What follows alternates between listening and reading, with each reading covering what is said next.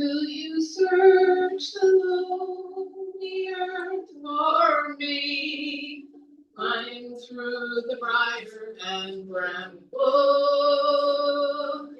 I'll be your treasure.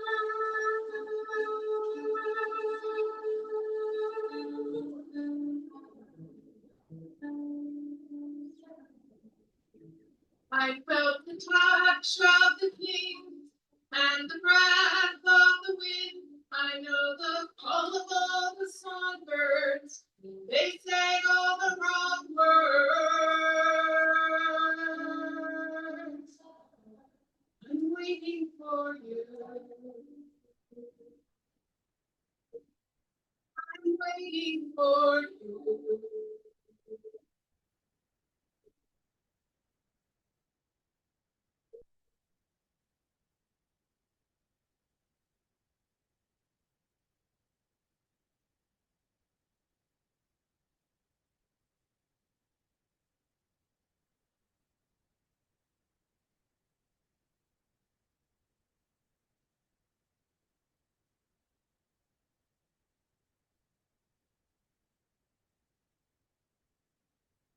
Would you swim sea for me? Crawl along the ocean's floor. I'll be your treasure. I'm with the ghosts of the men who will never sing again. There's a place, follow me to a love lost at sea. It's waiting for you. Waiting for you.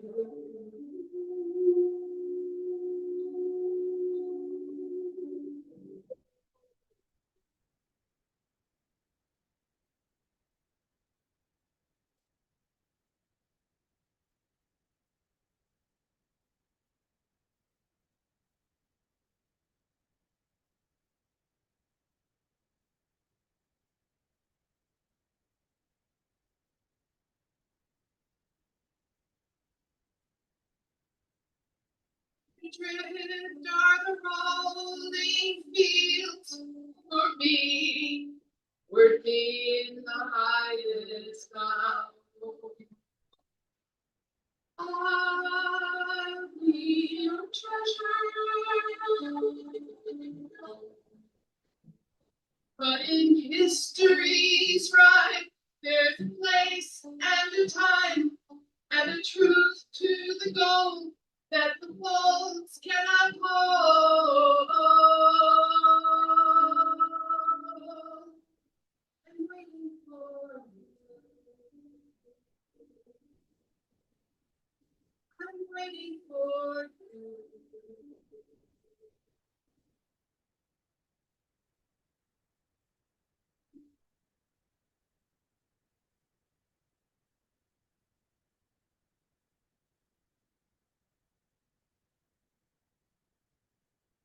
Good afternoon, everyone. Thank you for being here to remember Sandy and celebrate his life. And especially warm welcome to Sandy's family that are joining us on Zoom. My name is Cara. I'm Sandy's granddaughter, and I like to think of myself as Sandy's granddaughter too. And I'm going to be taking us through the service today. So the first thing on our program, we're going to have Caleb Brown, who is Flavia's grandson, read No Man is an Island by John Donne. No man is an island entire of itself. Every man is a piece of the continent, a part of the main. If a clod be washed away by the sea, Europe is the less, as well as if a promontory were, as well as any manner of thy friends or of thine own work. Any man's step diminishes, because I am involved in time. And therefore never send to know for whom the bell tolls. It tolls for thee.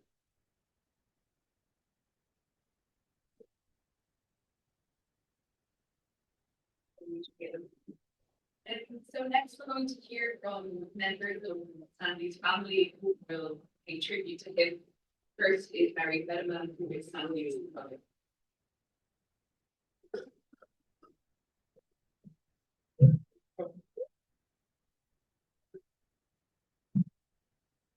Hello, everyone, and thank you for taking time out of your busy lives. My brother Sandy. My name is Barry Feddema, and I'm Sandy's little brother, 13 years younger. Because of that age difference, our childhood fairly overlapped. By the time I was old enough to form real memories, Sandy was already out in the world. I was 4 when he left for college, 8 when he got married, 4 in the world.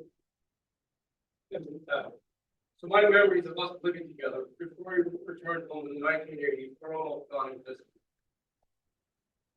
Growing up, I listened to stories about Sandy, my sister Barbara, childhood, my other kids lived very. I love those stories, and I'll admit I was a little jealous. Sandy would joke that he was always burdened by having to drag his little sister along. But when those stories were told, there was no burden. Just 2 kids having an adventure. I asked Barbara yesterday for her version of that claim, and she said she couldn't think of a single moment that she was ever referred as Sandy. Imagine that. Only good memories. Because Sandy was already out of the house, every chance I had to spend with him felt special. It didn't happen often. We quickly became a husband and father. But whenever we did get together, it was always a good time. People talk about nature versus nurture and the degree to which it affects our personality. I have always believed strongly in the nature side. Because Sandy and I share so many traits despite growing up in different eras of our family. The most obvious is what many people call the collector gene. People know here. People need almost comical urge to collect things, many things, and in large quantities. People know Sandy. By Sandy, my strongest memories of Sandy revolve around the talking chair, coins at first, then beer can, and eventually anything and everything related to the brain. But the thing we shared most was our sense of humor. That strange, self-deprecating, observational, sarcastic humor that's hard to explain to anyone outside the family. Once we found something funny, we held on to it forever. One of my favorite examples is the plastic rat. Many years ago, Sandy had a plastic rat in my bed. I hid it in his car. He hid it somewhere else. Today, that rat lives permanently in my underwear drawer, and I smile every time I see it. Oh. And for all you, that is every night. I just think there are other treasures that we passed back, including a serving of my mother's Thanksgiving rolls that were burnt so badly they look like charcoal hockey balls. I had decided long ago that a Sandy path before me, he would go into the afterlife with a plastic wrap, burnt roll, and a fork in his pocket. The fork is another story that I don't have time for. His cremation spared future archaeologists from trying to solve the mystery of why a man was buried below life. You can only imagine the theory they come up with. Let's see. Plastic wrap, a burnt roll, and a fork. Why? Danny and I also had our own private language, little gestures, and what I can only describe as memes before memes even existed. They went like this.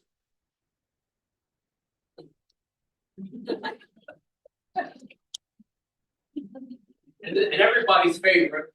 Oh, I'm so tired. Maybe we'll get into that story at the chicken. Each one ties to a moment, a joke, or a shared experience. Anytime we were together, one of us would invoke one of these memes, and the other would understand why. It was automatic. It was out.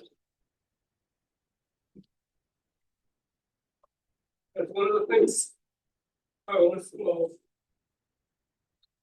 Those memes don't work.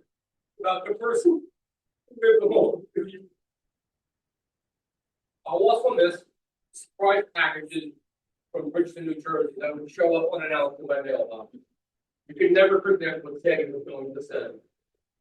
A Donald Trump yellow ducky for my grandson, an actual wisdom tooth from some random dead person, complete with a Palladium crown, a pen that said I speak fluent sarcasm. To this day, I have a bobblehead of Pope Francis holding that crown wisdom tooth like a relic, wearing a necklace that says I speak fluent sarcasm. That is pure sanity. We didn't see each other nearly enough, but we texted at least once a week, usually about our hobbies. He'd send a picture of something he found during a house clean out, or ask me to help identify something and figure out its value. Those little exchanges meant more than I realized at the time. The last time I saw Sandy before his final days was in May 2025. My wife, Eileen, who is truly the least naggy person in this world, gently kept encouraging me to see him more often. After enough nudging, my sister and I finally made the trip. We had a wonderful day.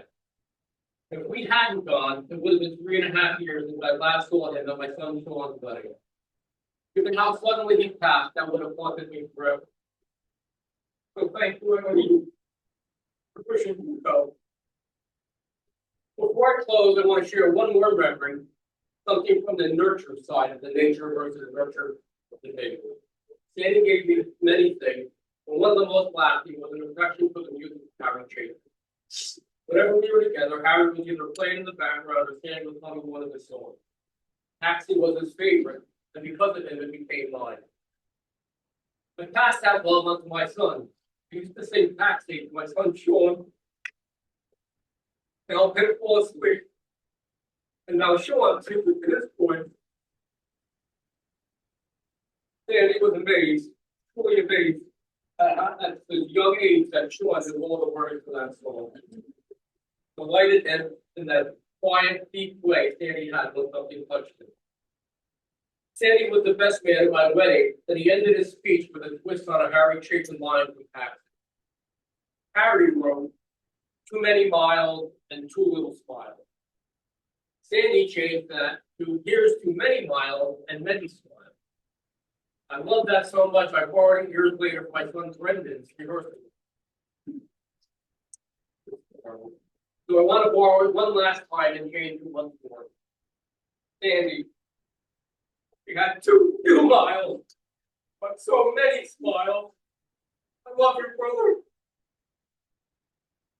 If I add one final thought, something said in passing that's very painfully clear. If there is someone in your life you've been meaning to visit, a sibling, a close friend, someone you care about but haven't seen in far too long, please don't wait. Life gets busy, and we all assume there will be more time, but sometimes there isn't. And the regret of waiting too long is a heavy thing to carry. So for Sandy's sake, for your sake, make the visit, make the call, share the time like you still can.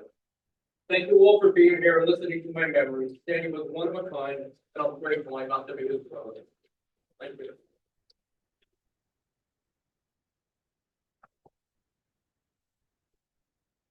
So much, Barry, for that beautiful tribute. So next, can I please and welcome Nina Brown and Gabe Deary.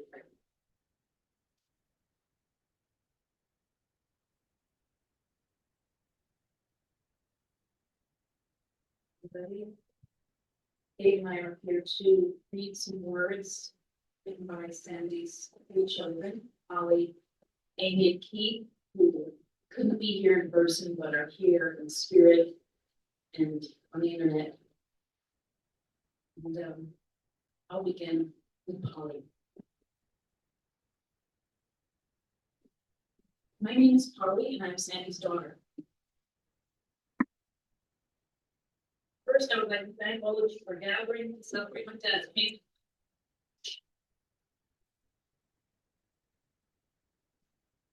I would also like to thank Nina for reading my message to you all. I'm sorry that I couldn't be there with you today in person, but I wanted to share this message from my heart. I was 16 when my dad left Illinois to move back to New Jersey to take care of his parents. From then on, our relationship was maintained through summer visits and phone calls. Thank goodness for technology. The advent of email, texting, and FaceTime helped bridge the distance. I am so grateful that Dad grudgingly stayed up to date with smartphones and computers. Thank you, Flavia, for encouraging this. It would have been easy to feel sorry for myself growing up with a long-distance relationship with my dad, but I never did, because there was something I could always see so clearly. New Jersey is exactly where my dad needed to be. He needed to be where his soul was happiest. I'm so glad that he was able to be there for his aging parents in their final years, returning to Pines Lake, where he had made so many wonderful childhood memories, where his love of animals and the outdoors truly began. This is where, as a child, he and my Aunt Viv founded the Humane Exterminating Company, trapping and relocating raccoons for their neighbors. Life came full circle years later, when Dad was feeding families of raccoons on his back deck, sometimes by hand, or even by ear. If you know, you know. My dad needed to be in New Jersey for the best part of the story to unfold when he met Flavia. Flavia loved my dad through difficult times and saw him for who he truly was. She recognized his greatest gifts and strengths. That is what true love is, loving someone for their authentic self. When Dad and Flavia moved from North Jersey to Bridgeton, he told me that they had found paradise. And he truly meant it. I truly believe the happiest and most peaceful years of Dad's life were spent in Bridgeton.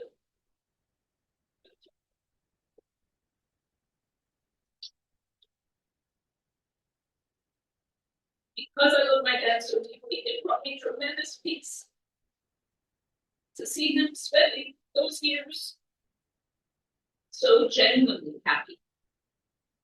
He shared that happiness with everyone he met. My dad never met a stranger.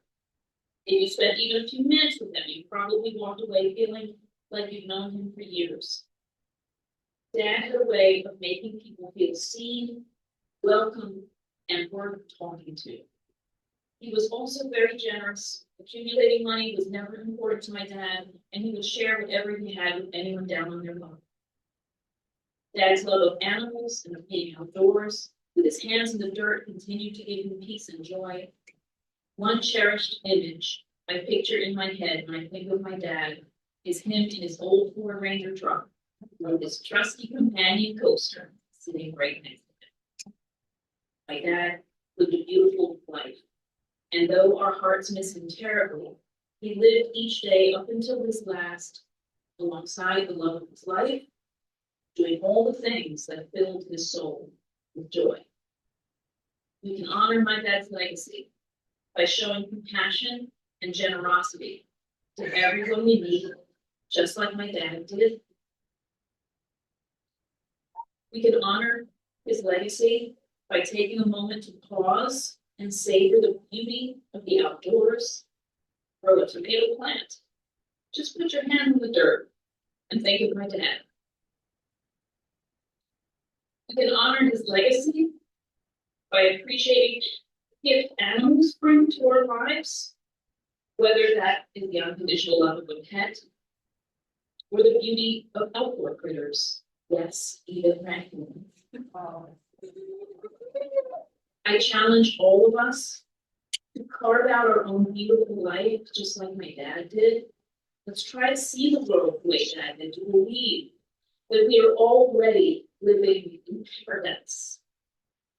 What a wonderful way to view life.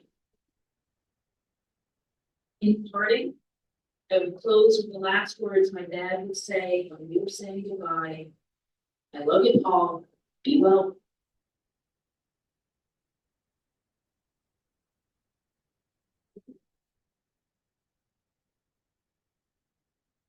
Now this is from Amy. Sandy's little children. My dad was a wonderful and loving person. Early on, he instilled in me a love for animals and sports, card games. Being from the East Coast, he, how to say it, nurtured and cultivated a strong dislike for the Illinois teams. For I don't know how many years we filled out NCAA brackets and kept track of who did better. In addition to a love for sports, my dad and I share a love for animals. I remember a cat we rescued from a lake called Charlie's Lake. His name, of course, was Charlie. I also loved walking through the Bridgeton Zoo with my dad. My dad and I also loved card games.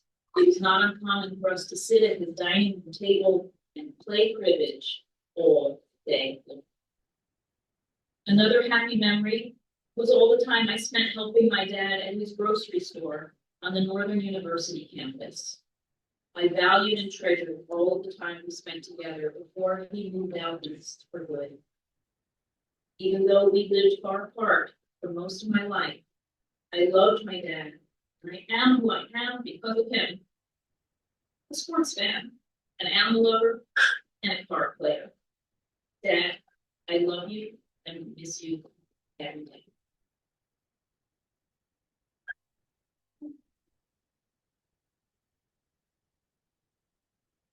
This is from Pete, Sandy's daughter. I will always remember my father teaching me how to hit a baseball. Thankfully, he used tennis balls because one day I hit a line drive straight back at him and hit him in the forehead. Even though the duplexes were close together, he was so proud of me when I hit the ball over the board. When the balls got hit in the gutters, I let it flash in my eyes as he lifted me up over his head, and I hung from the gutter, hanging on for dear life, as I inched my way across, reaching inside for lost balls and whatever else that was lost in the scene. There are things in life that and I held over each other's heads, hanging me from the gutters. I will always remember trips out to see Dad who was staying with Grandma and Grandpa. Unfortunately, I only remember a few trips where Grandpa was still alive. I remember dinners with the family at the table, some very extravagant meals that can never be duplicated again. I remember the basement, any child's dream, endless entertainment, the refreshing pool, the diving board, and the rope hanging from a tree that I used to pin myself to the pool. One of the best times I had back then was watching the Dark Crystal over and over again in Grandma's living room. I was eating slices of Grandma's famous blueberry pie. She smiled at me every time I came back into the kitchen like this. I remember fishing. We were on the lake in a little bit. Had my new fishing pole and was standing up for fly fishing. I remember his line, sharp fishing boat, zipping around in every direction. Not only was I getting progressively wet with every pass of the line, but I felt this gloomy premonition of getting focused and dragged over. Even still, I had a great time with my dad out the older waters. Another trip, I remember Dad taking me to a pond and teaching me how to shoot right. We would put empty cans in places, and he taught me how to shoot them. I was still pretty young at this time. My dad had to go to work or was out errands. My time was dedicated to the games downstairs, or Pines Lake. When Dad met the love of his life, he was Patterson, a new chapter under his beginning. At the very start of this chapter, I was embarrassed and loved times from my soon-to-be second mother. We would go over to her house and party, and of course her kitchen. It was like a whole memory dream come true. There were two facets. The feats of baffling culinary skill for Flavia, and the artistic and vibrantly green-looking garden. Aspects combined together resulted in the most wonderful way of pasta and soup. My dreams finally were in. All different and wonderful sauces, all different varieties of lettuce, basil, and parsley, not to mention Flavia's special dressing. The best part was that everything came with cheese. My idea of Feddema. I learned from Flavia a number of different recipes I still prepare and treasure, and I soaked in as much knowledge as I could from Dad's grandmother. The next chapter is Dad while they were paradise. By this time, I was playing on to Dad every chance I could. It came natural, flexible, be by his side, every step. Do what he does, go where he goes. I hope he never minded that he had a shadow, even at night, for as long as I could spend this evening, and for as many things as this. Sure, like me, he was grateful for every second. I loved being with him in the yard and the projects together. It made him so happy looking at all the things we accomplished at the end of the summer. I will never forget when side by side we worked so well together. We could accomplish feats we did together. I will always remember doing dishes. When Flavia created works of art that tasted as exquisite as it looked, required a number of dishes. So after dinner, I would keep my father company while we got the kitchen back to work.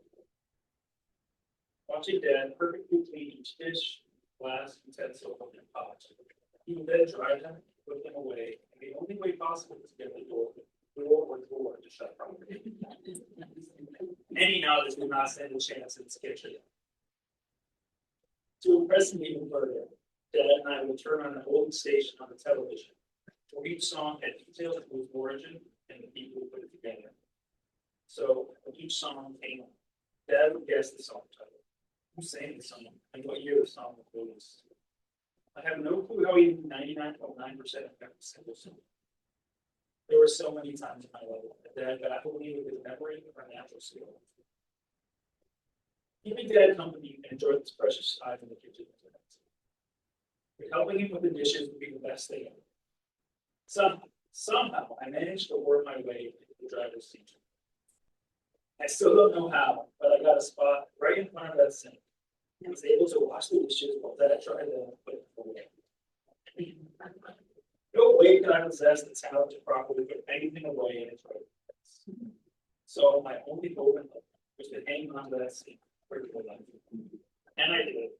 And I heard over and over again, I don't let anyone help me in the kitchen. No one except you. I heard this many times in the kitchen, and I loved every word. It made me feel so special.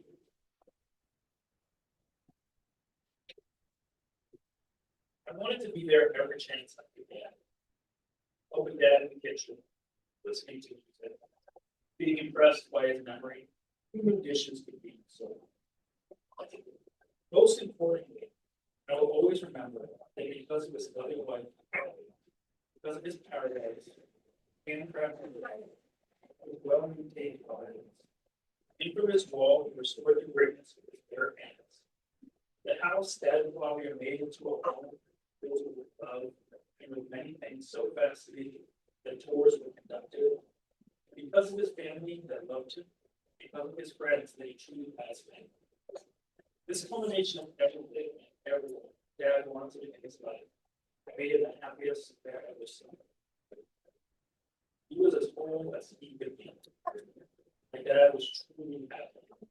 You could see it. He even told me about some of the milestones he surpassed, about some people's expectations about him that he overcame those he had. He achieved his level of who he wanted to be, what he wanted to accomplish, and what he wanted as a person. It was my honor to see that in him. I'm so proud of my father, so happy to be part of his life. Of course, Dad wanted more time to live with life, more cool and interesting stuff to provide, more time with his life. I know I wish that too, but my wonderful daddy was happy, truly happy, and left us content to help peace. That and forever, I will always remember.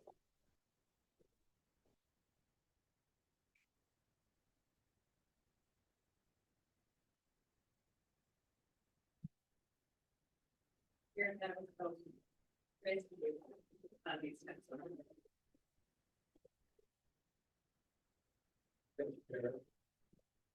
Hi, I'm Chris. Love is 3 kids. And let me just open by saying I'm not going to be able to talk the words. There's other things. As one of Sandy's three stepkids, I have another woman and far longer, better than I did my own dad. He passed away in the teens and teens. After he came to the Claudia's life at the end of the 1980s, it took Sandy and me quite a while to hit our groove. I was back then 20-something, which is, so I'm not quite sure at the time hitting our groove was all I did. One of the reasons we eventually hit it off so well was our shared birthday. As I recently joked with my mom, it's hard to know what Sandy was doing the day I was born, July 14, 1966, but some of the wild stories I heard from his siblings recently. I'm gonna bet his 19th birthday was, how many they have said it, 1966, a real gas. Well, I have nowhere near Sandy's appetite for risk. The piloting stories alone that I heard made me shudder. We did have a shared love for 60s and 70s pop music trivia. For example, he certainly knew that Paperback Writer was the #1 song on the charts on his 19th birthday. And of course, we shared love for great food, arugula salad, lasagna, tiramisu, soup, the list could go. Those all come to mind.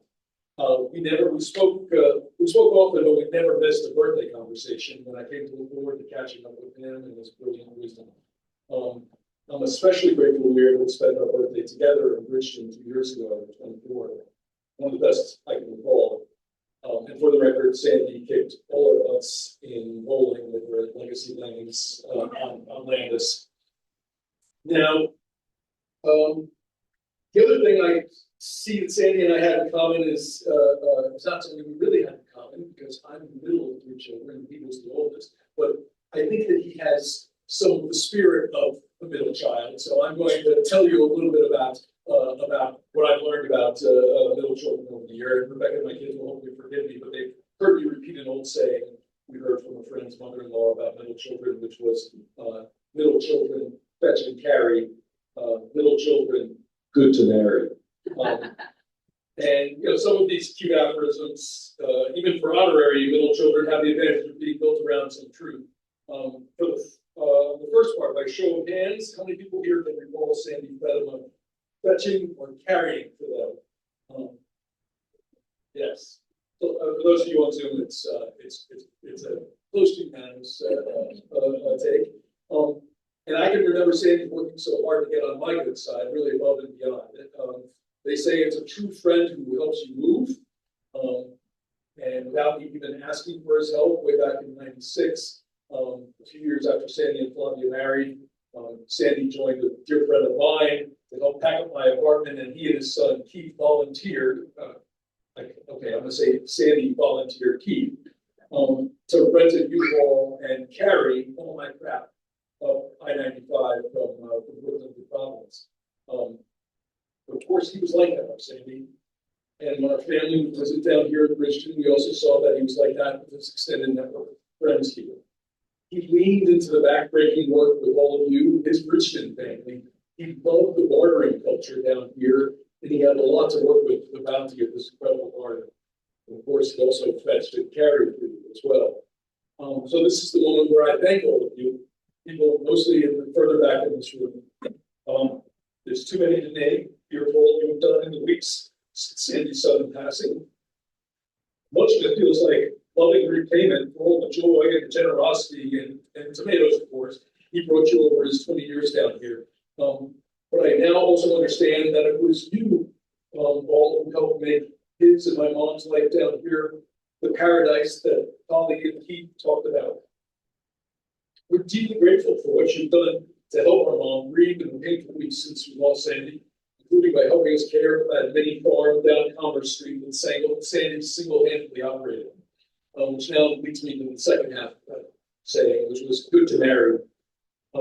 That part was also obviously true. I'm so grateful, Mom, that you had Sandy in your life for the last 8.5 decades.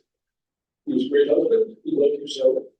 The two of you together was always so much more than the two of you individually. And that always made coming down here such a joy. I'm so glad you found Sandy, and know we can never know the pain you feel. And hope the love you feel around you, the love for you, the love for Sandy, the love you both. Oh, is that thing just? Thank you.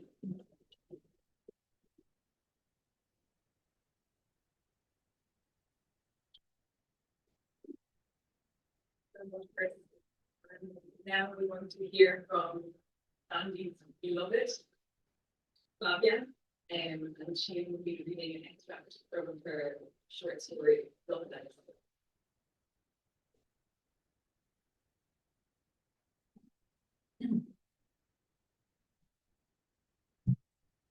Thanks to follow.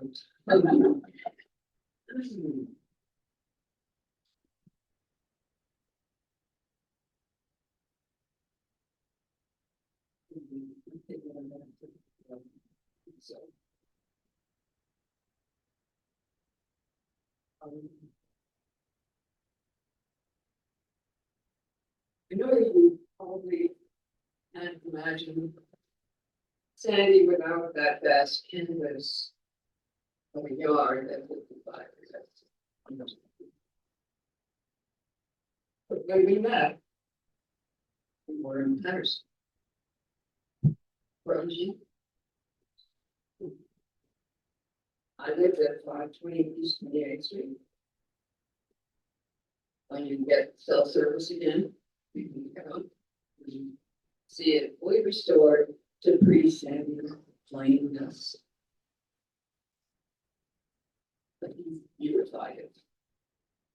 So work your imagination a bit to picture how Sandy transformed it. Or borrow mine, because here's how I describe it. If I can find it.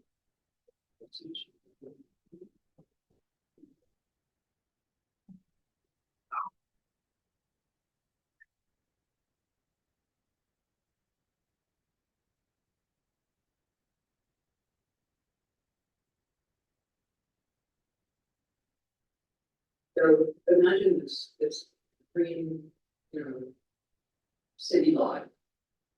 A beech tree, a fence, a fire fence, so like little fence in the back, a few straddle bushes in the front. A little bit of a little bit of. There's this plains. Sandy seedlings transformed the side.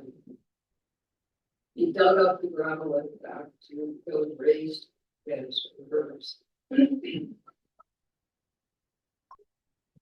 Birds and bees thought they were in the same paradise of sage and mint and wagon and chimes as I was. He even built out what I refer to as the arrow patch to grow zucchini.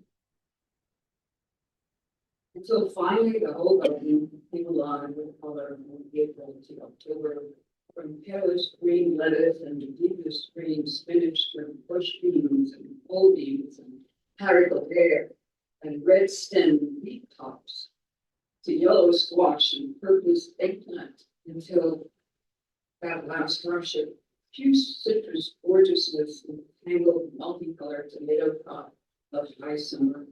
And all of it so perfectly synchronized in that tight little space that as one crop vanished, another seemed to take its place as if in the earth.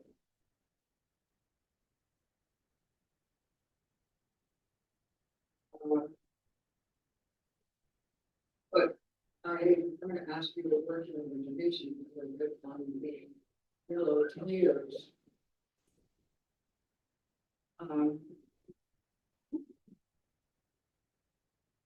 After the lettuce came the tomatoes, zucchini. I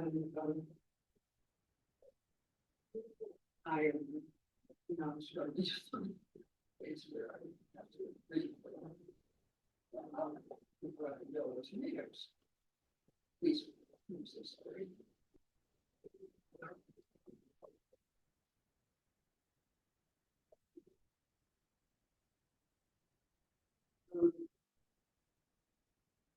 There was the zucchini, of course. There was recipe past turns with a fresh bag over and then you want to scat down.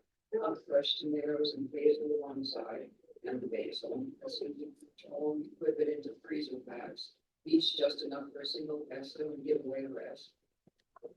It was loaves and fishes, even out of that little pouch. We fed the kids, we fed the neighborhood, we even fed some nicer little fishes. But the yellow cherry tomatoes, that was the crop we gave no one. Something told me to cook them, whip them in a blender, put them through the conical food mill, and what a stupendous sauce that was. We had already discovered a factory store in Fairlawn that made ravioli. So good, that I virtually given up making them myself.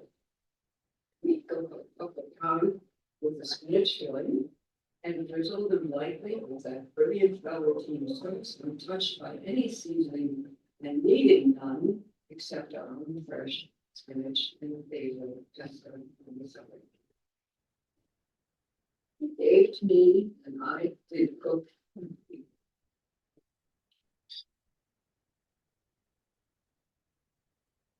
Well, some of you here, they were here from North Jersey and their family here will remember that pasta factory.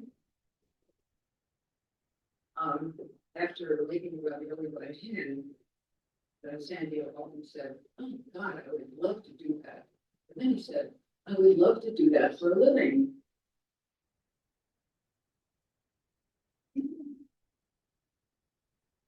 Words are seeds. That little factory is just east of here. This blue-eyed Dutchman, Italian by marriage, as he says, makes the best ravioli in Bergen County, a pasta-eating county of their Dutchman. Fresh pasta too. My kids call him their pasta man now. They treat him and his bounty as if he were their second mother.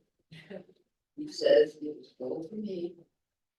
And sometimes he takes a lasagna pan and sets down the strips of fresh ravioli in layers and spreads the sauce and grated fresh mozzarella over them and bakes them for about an hour.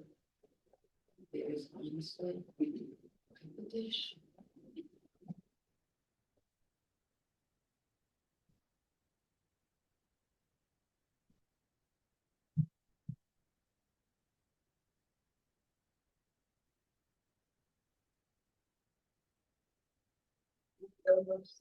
Now I'm gonna tribute a beautiful story as well. And so continuing with the personal tributes to Sandy, we're going to invite some of his close friends to share some brief words about you. I'll just remind you that there'll be more opportunity to share stories later. I think that's what so I'll first invite Alan Meyer and Stephanie Mugging.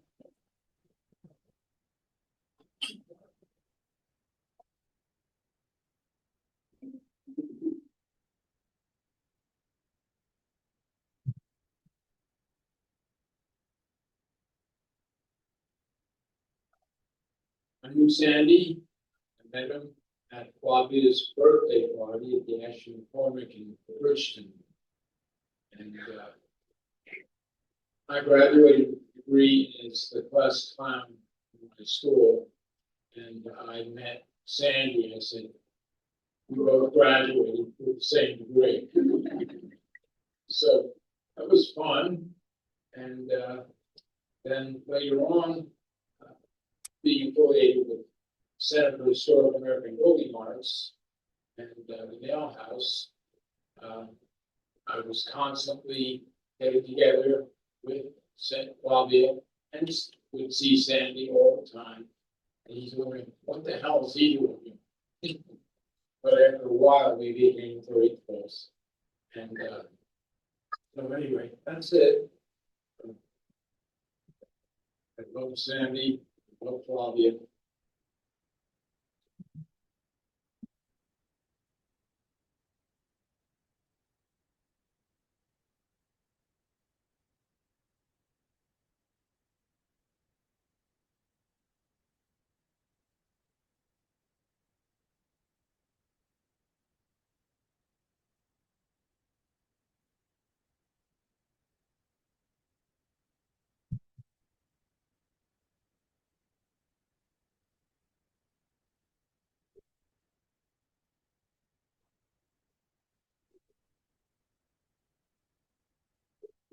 can you do this? This is difficult. I'm gonna try to pull it together.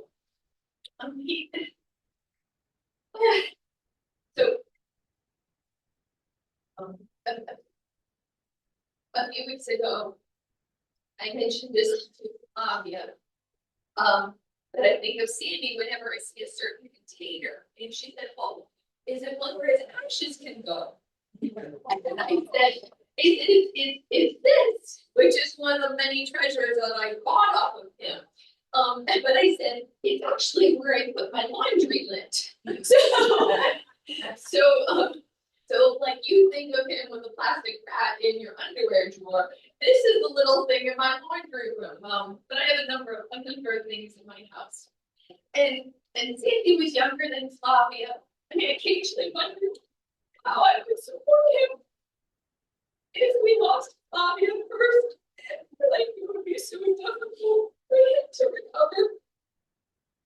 And I would watch the two of them because he would be telling some story and she would look at him so actively, and she would smile and she would just let him say whatever he was saying, and she just loved any word coming out of his mouth. And it was so wonderful. And I've come to learn that their love was a very special one that saved both of them. It's beautiful, and all the stories that you've said as well to validate that. In March, I had a birthday party, and they were there at the beginning of it, but at the end, in the middle of it, they had to run out. So they didn't get a chance to get the dessert and the dinner. And so the next day, I brought it over to them. One was a crock-pot lasagna, and I had mentioned the word crock-pot lasagna with Flavia several times. What would this thing be? So I'm like, I'm gonna get her a slice and prove her that it can still be good. It's not made in the traditional way, it was still good. But I brought him over a slice of the dessert that I had experienced at a funeral in January. When I had that, I immediately had to track down the recipe. So I made it for this little party that I had. Brought him a slice over. I texted him the next day and I said, what did you think of it? And he said, it brought tears to my eyes. I said, I did not have that dessert since I was 12 years old. My mom used to make it. And I used to fight over the last life of my sister. So I hope I did it justice that you all get to have it today. It's coming to English chicken. But you know, when he sent me a picture of the clean plate, the totally clean plate, and I didn't know that I was going to be able to give him that gift. It was so touching when he said that.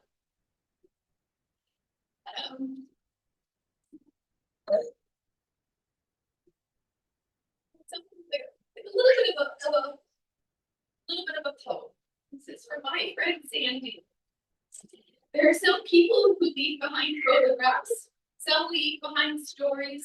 Sandy somehow managed to leave behind gardens and walls and wheelbarrows. So many wheelbarrows in the yard. And tomatoes and purses. He made sure I left the house with a properly matched black purse one night.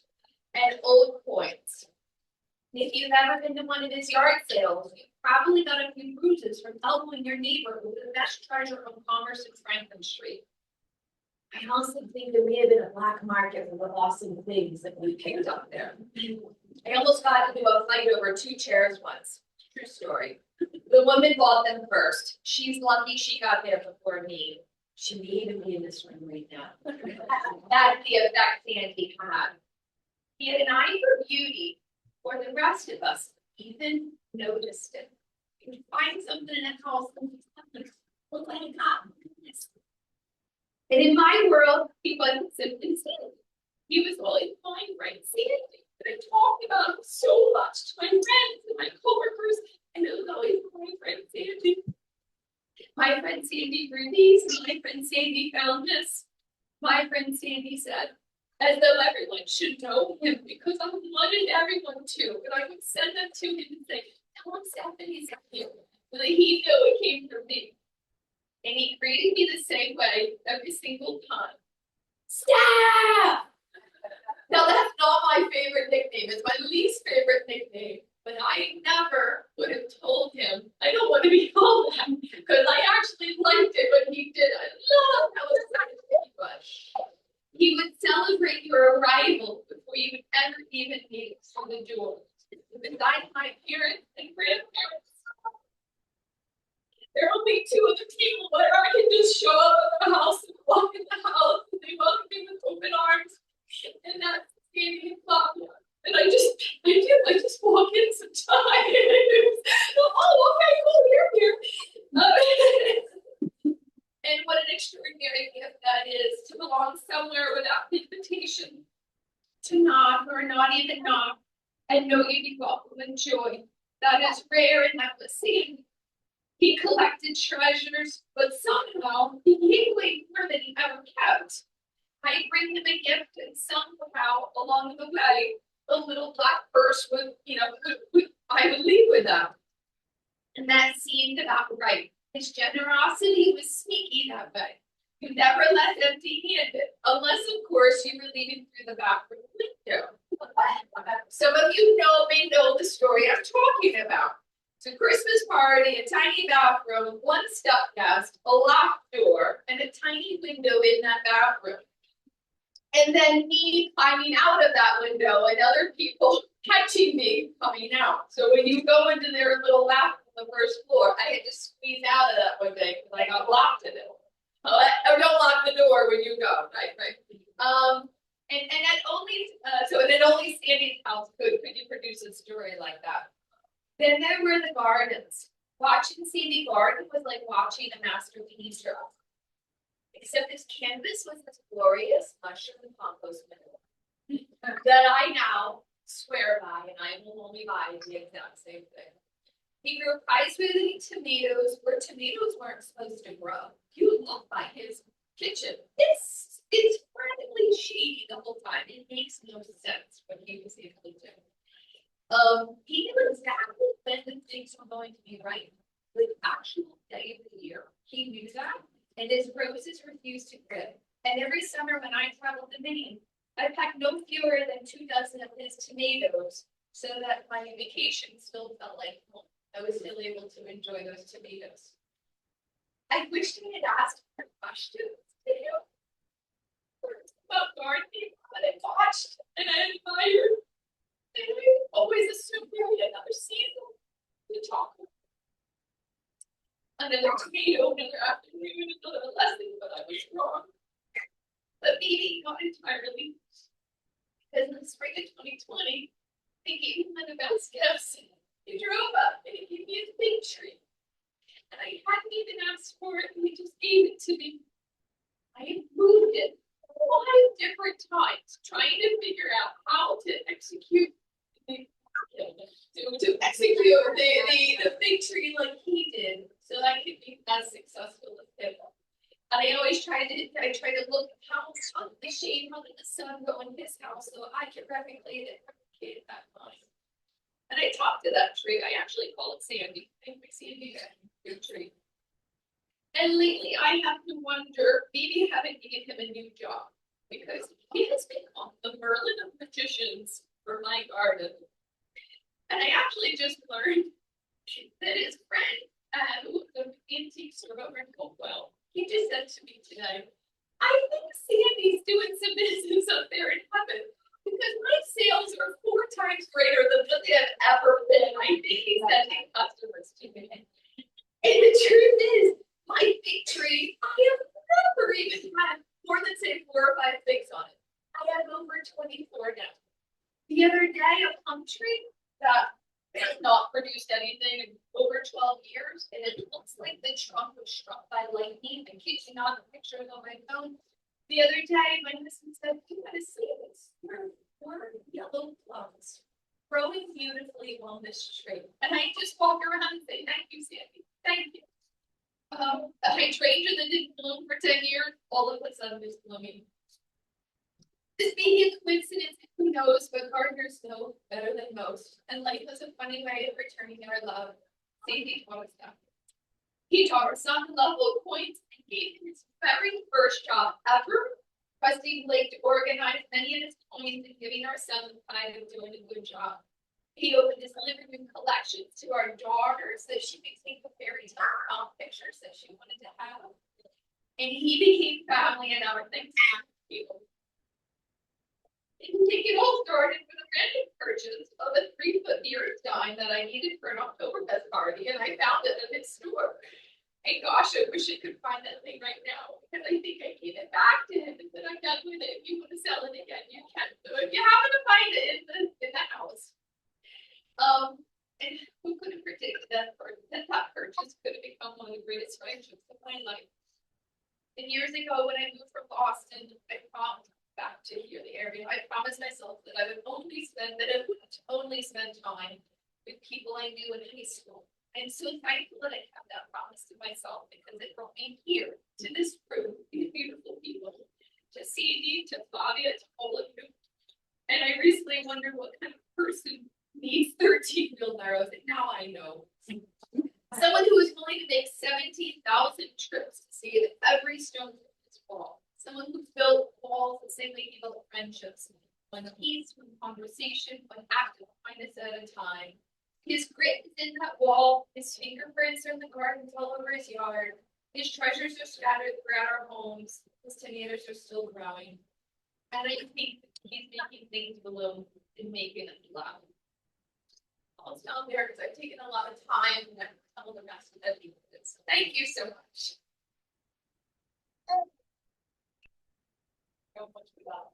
And so next we're going to hear from Lord Sunday's friends and Jeff Fogg and Elizabeth Trinidad.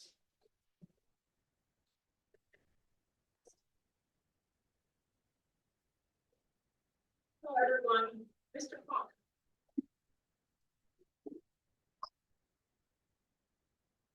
So I've lived long enough that I know that unfortunately we often find out a lot of things about the people that we know only after they're dead. That's true here too. I also want to say that I'm not actually Sandy's friend at all. Really.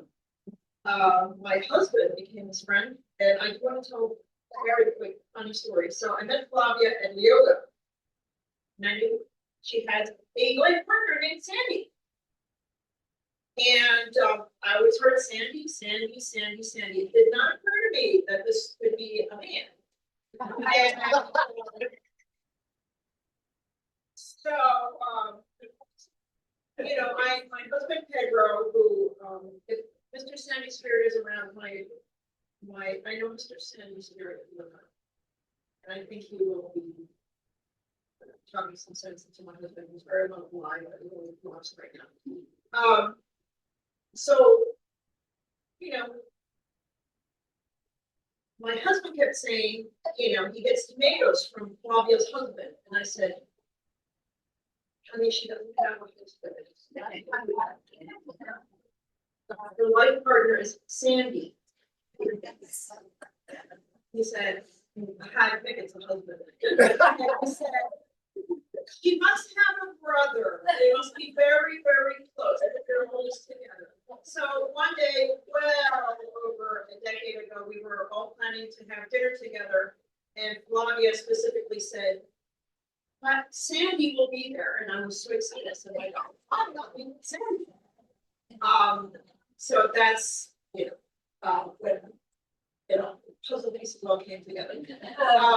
So we were not friends at all. My husband and him were friends, but I think it's, you see this? Well, we were not even friends, but he gave me this. Now I was looking for it because I had it up on my desk for the longest time, and recently, or not recently, it had disappeared. I think the child bit off the front of the weapon, knowing the weapon. This is a Blue Eagle, and it had a very horrific, militarized kind of weapon. And you know, I just had stopped by one day and saw Mr. Stanley in the store, and he just picked this up randomly and said, "This is you. I'm giving this to you." So I will, of course, always treasure that. And I think that's all I'm going to say. Thank you.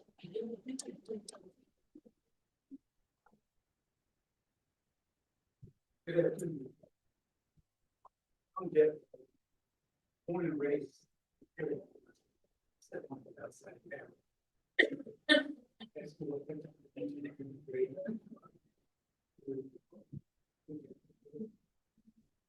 retired in 2006. At the same time, Sam, we getting around the corner. My first recollection is about sure we have time to pack the ball by their yard. I looked in their yard and they were range. Well, it's well used. And I had 12 years. So we had that in common, but what really stood out and got my attention was a bumper sticker. 2006. I read that bumper sticker and I said, I got it. And I did. I moved the neighborhood. Moving parties,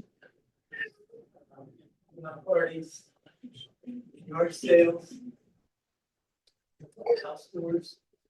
Sandy and I were about the same age, age. And then we clicked. But it was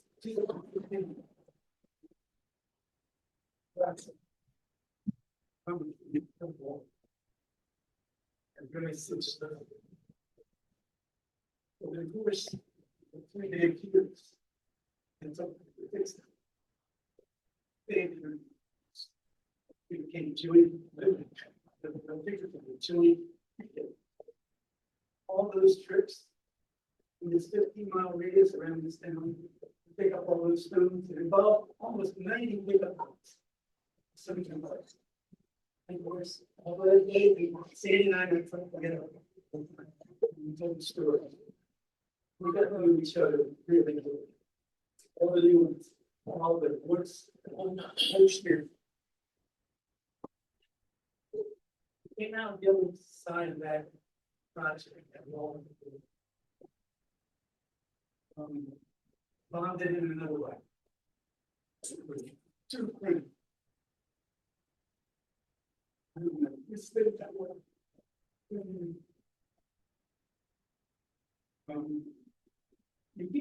can tell such a fruit by their praise.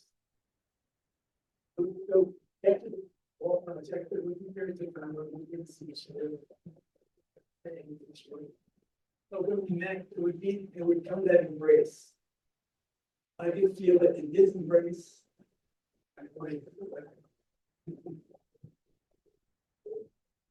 I take a lot of photos of significant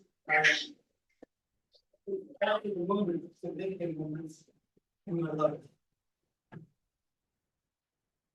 Living, working.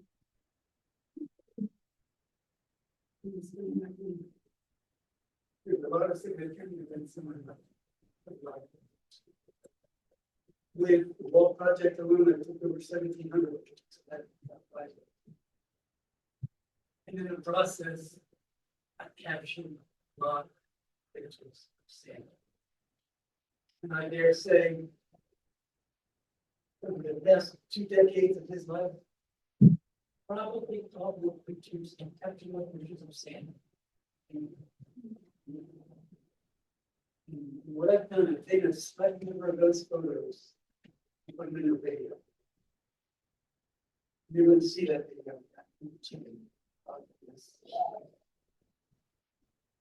There's a picture, it's 1,000 words, so it's worth 1,000 words. This video pretty well said it all. What was going on between the same chat. It was 20 years back in 7.5 minutes. And if you're catch what's in the 7 minutes.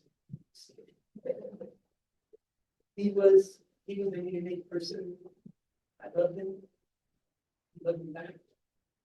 I'm so very hope to meet you.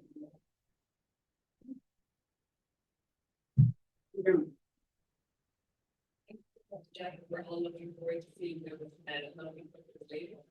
So our final tribute is going to be from one of Sandy's closest friends, but it's Papa James.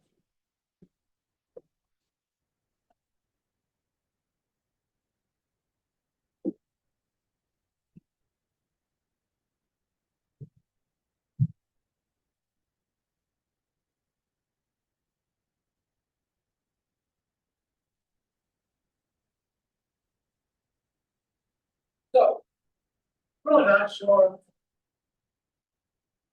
how or when I met Sandy. But I felt like I'd known him all my life. He's like my guy. Didn't take long to realize that we were kindred spirits. We liked the same stuff. We liked doing that kind of thing.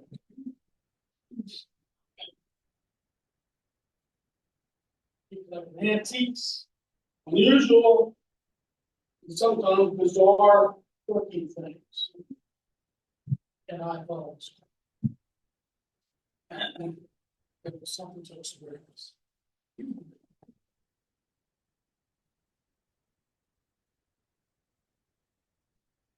So he would go on these house calls. And sometimes they were worthwhile, and sometimes they weren't. Well, when he got to go to him, he would call me up in the middle of the day. I'm working out. I'm a builder, so I'm out an hour away. He says, "Look, you got to drop what you're doing. Come here." I said, "What are you talking about, man? It's this, you got to get over here now." So, first, back all my stuff up. Well, some of the stuff we found was unbelievable. It was just so cool.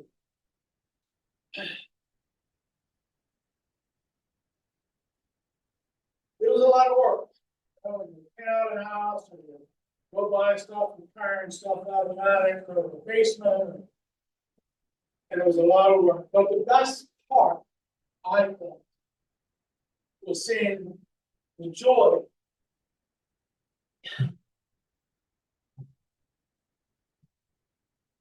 on his face.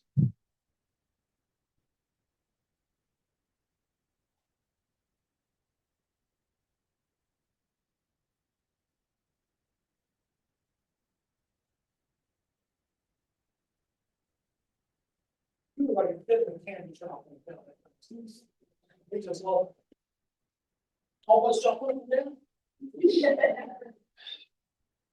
I called Sandy the energizer bunny because he just wouldn't stop. Wanted to be pulling himself out of garages and basements and attics, or tending his tomatoes, or gardening in his flower beds, or hauling literally tons of sandstone by hand. You guys know that beautiful wall.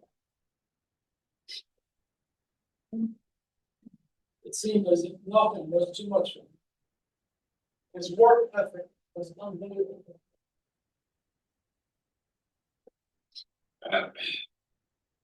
Excuse me. Sandy knew no strangers. He was kind to everyone. His generosity was deep. I would see him buy things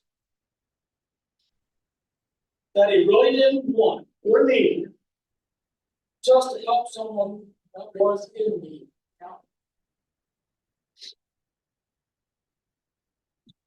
A mutual client of ours, I dealt with, recently sent me a message after she found out that Sandy had passed and said how brokenhearted she was when she learned of Sandy's passing. She also said how Sandy was a delightful, indescribable man.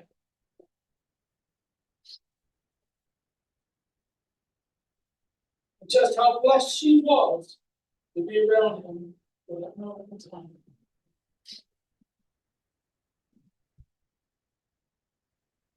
Everybody loves Sandy. In today's world, true friendships are hard to find. And I have been blessed beyond measure. We've had such a friendship with Sandy.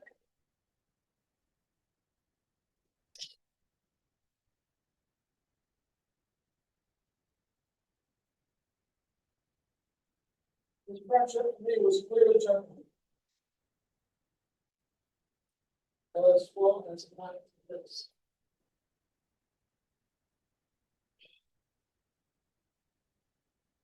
Weather was buying cool stuff together, waiting for him to call me. We were seeing him enjoy extra large dark roast double cup Wawa coffee. I will always miss him. And lastly,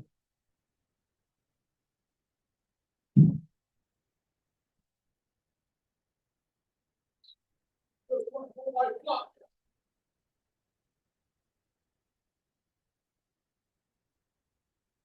Thank you for sharing Sandy with me.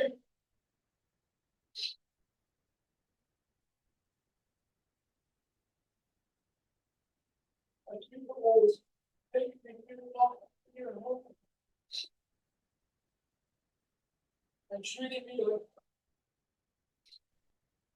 well, of course, sharing your delectable faith with me. I love you. Thank you.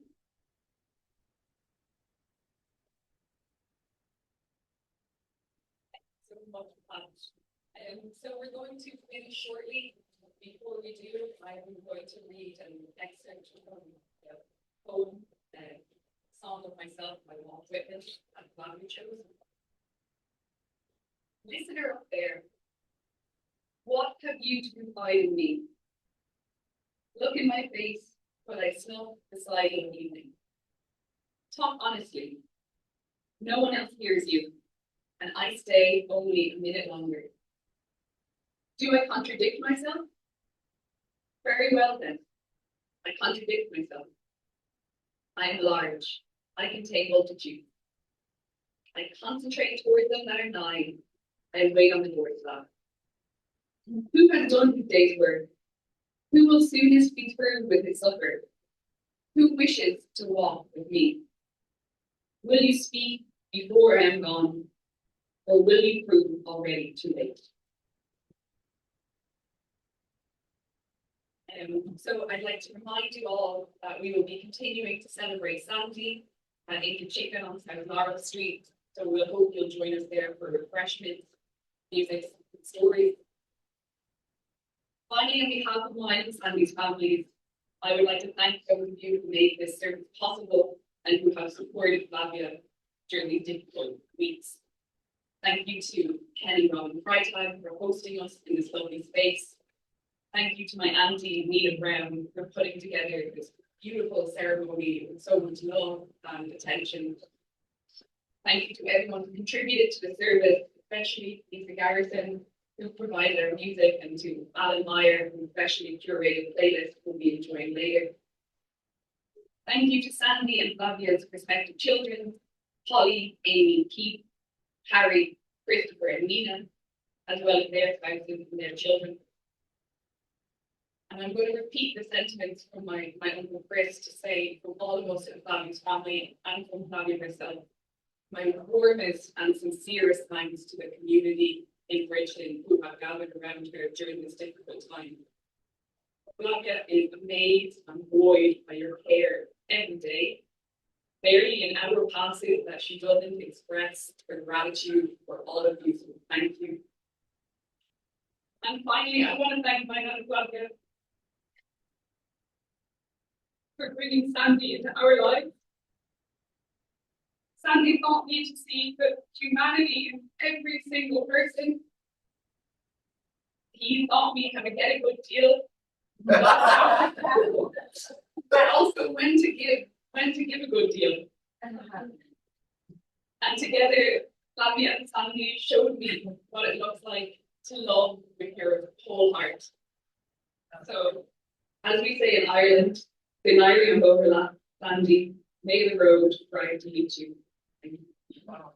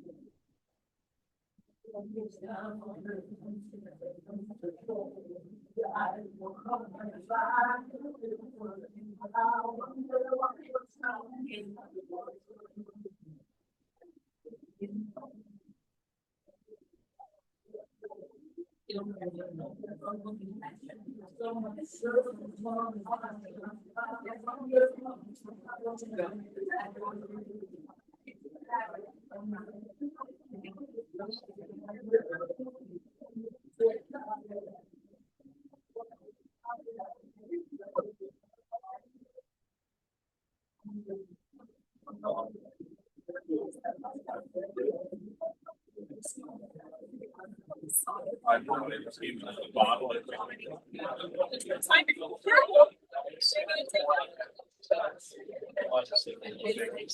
I skipped this morning after the down. All right.